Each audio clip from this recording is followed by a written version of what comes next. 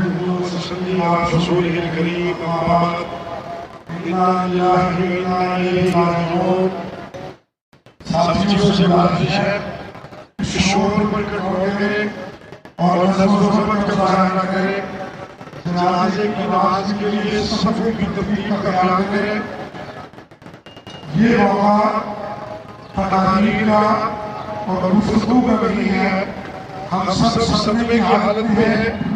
ایک گزارش کرنا چاہتا ہوں جس مقام پر امیر شریعت ان کا خاندان اور ان کی جماعت مجلس احرار آج بھی اس مقام پر اسی طریقے سے قبر بستہ ہے.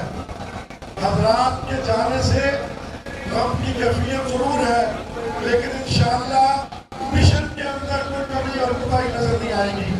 ہم اس کام کو اپنی زندگی کا اہم ترین کام سمجھتے ہیں اور یہ کام اسی طرح جاری و ساری رہے گا جس طرح اکابر نے اس کی طرز بنا دی ہے. دعا علینا